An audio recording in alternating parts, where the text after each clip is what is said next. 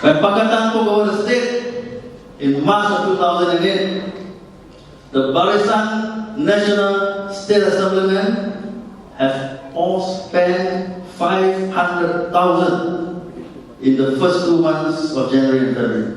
500,000, and we could not see anything on the ground. MACC did not investigate. The mention of Zakaria Idrus, MACC have not investigated. Istana Kirtoyo, 3.5 million. Your salary of 35,000, MACC has not invested.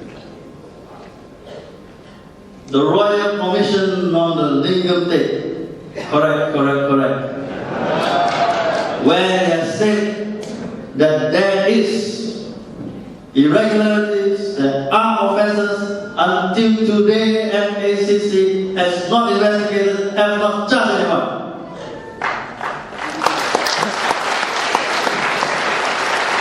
We can't export life zone, 12.5 billion. MACC says that they are still investigating. Cows and cars, and now Malaysian flags with lightning speed. If this is not intimidation, if this is not harassment, if this is not the misuse of the powers for political gains, what else is? 12.5 billion. So you know, ladies and gentlemen, how much 12.5 billion is? If you win the first prize of social welfare, 1 million, then you are set for life. And if you win every month for the whole year, 12.5 billion, you need to win 1,041 years. That's your money.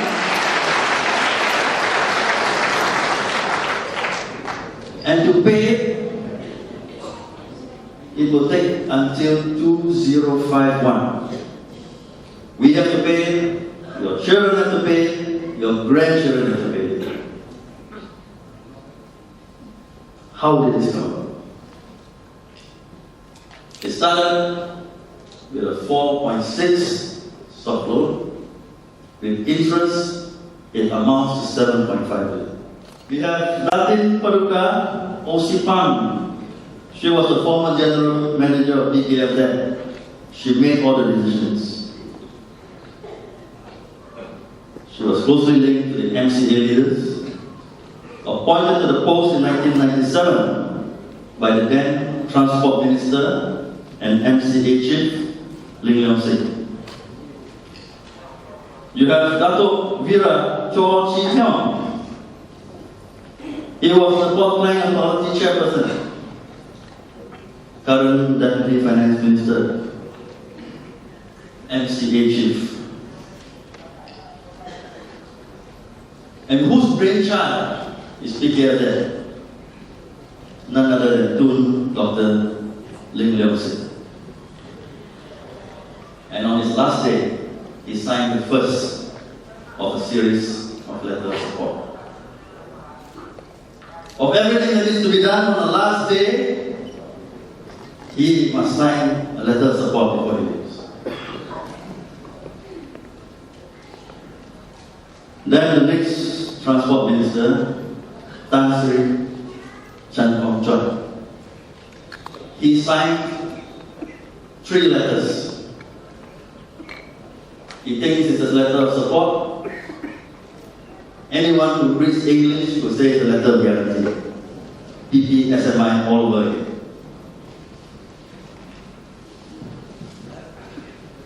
Since 1989, the chairpersons of Port Klang Authority have all been MCA leaders.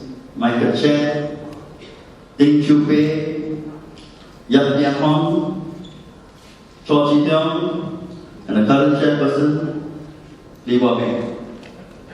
Port Klang Authority appears to be a subsidiary of MCA.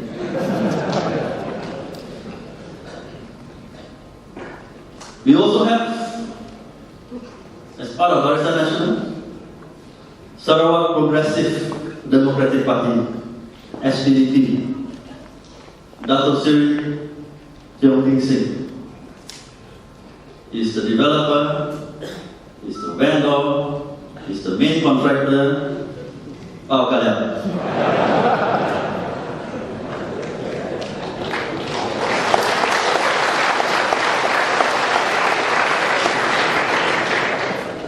And not forgetting the dominant party. The chairman of Kuala Dimensi is the ex-UMNO treasurer, Azim Zabidi, was appointed a turnkey contractor, and like all good turnkey contractors in Malaysia, there was a 3.3 billion cost overrun.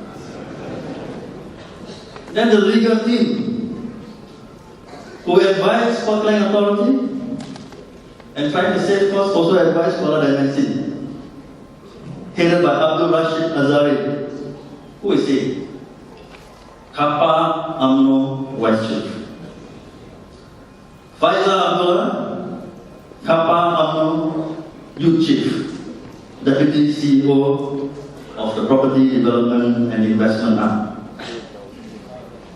And Faizal's father-in-law, honest man, is the former Kappa UMNO Permanent Chairperson, as well as the former chairperson of the Fishermen's Cooperative that sold the land to Kuala Dimensi. He was also on the board of PKA, and he objected to PKA acquiring the land by compulsory acquisition. He insisted that it should be by a direct purchase. So there you are. By strange coincidence, the mother of all scandals involves people from the Barisan Nasional. MCA, UMNO, SPDP. Is this a coincidence? How can 12.5 billion be lost? We have check and balances. We have officers. We have representatives from the ministries, from the Ministry of Transport, Ministry of Finance, various legal advisors.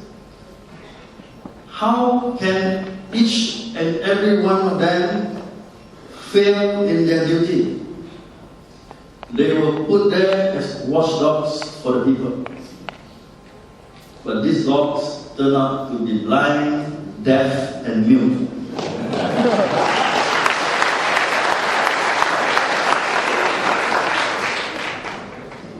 Because fear. They were not corrupted, but they were put in fear. In a recent CTU interview, the Minister of Transport himself says that he has been threatened.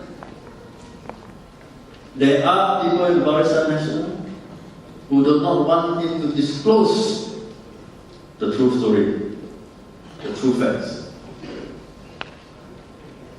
We are operating in a climate of fear.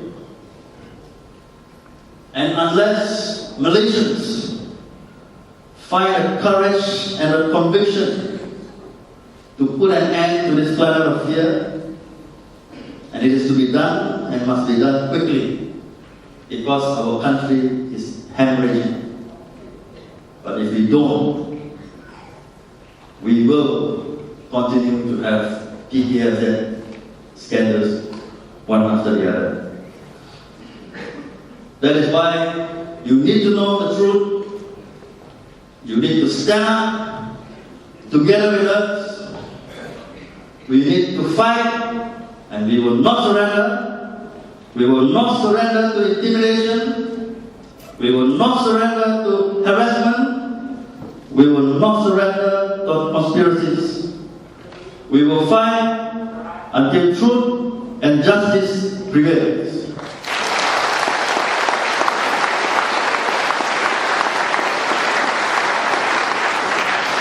Thomas Jefferson taught us that when people fear the government, there is tyranny.